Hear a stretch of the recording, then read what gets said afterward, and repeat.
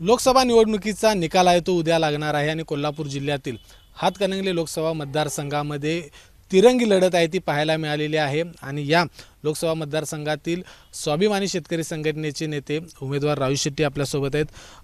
साहेब काय सांगाल, उद्या निकाल लागणार आहे, कशा पद्धतीने तुम्हाला विजयाचा विश्वास वाटतो? नाही, एक तर सर्वसामान्य जनतेवर माझा विश्वास आहे आणि जनतेचा माझ्यावर विश्वास आहे। मागच्या 5 वर्षापूर्वी 2019ला माझा अनपेक्षितपणे पराभव झाला।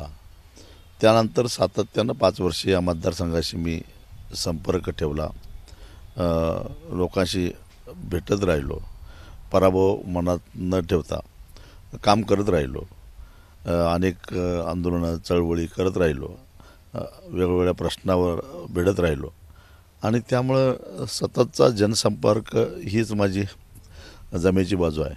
त्यासाठी मध्यस्थाची काही आवश्यकता नाही, कुठल्या नेत्याची, जिल्हा परिषद सदस्य, माजी आमदार, माजी खासदार, माजी विद्यमान आमदार अशा कोणाचीही गरज नाही, कारण थेट जनतेशी माझा संपर्क असल्यामुळं मला त्यातल्या त्यात ऊस उत्पादक शेतकऱ्यांची संख्या इथं मोठी आहे।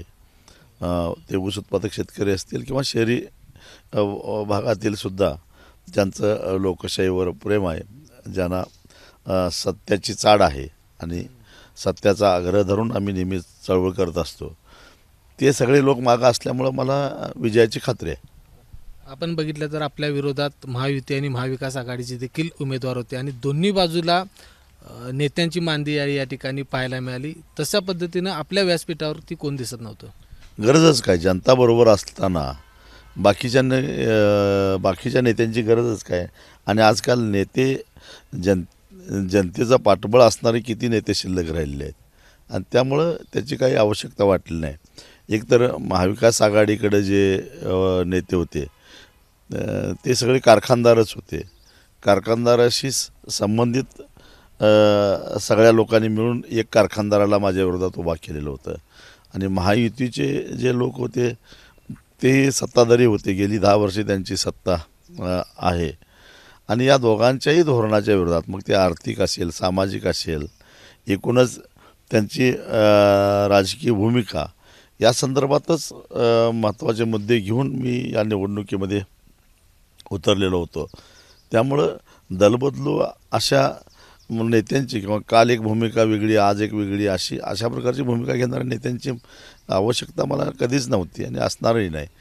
आणि मी सामान्य माणसाच्या न्यायबुद्धीवर विश्वास ठेवून मी निवडणुकीला सामोरं गेलो।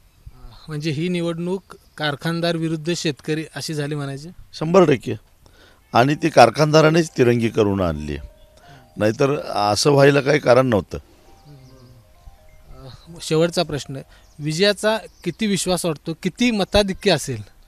100% मला विश्वास आहे। 50,000 पासून ते 1 लाखापर्यंतच्या दरम्यान कुठेतरी मी विजयी होऊन असा मला ठाम विश्वास वाटतो।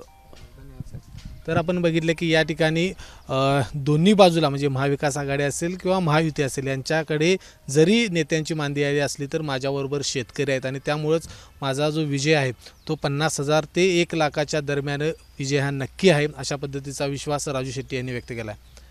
कॅमेरामन निलेश शिवाळेसह विजय केसरकर, एबीपी माझा, कोल्हापूर। एबीपी माझा, उघडा डोळे बघा नीट।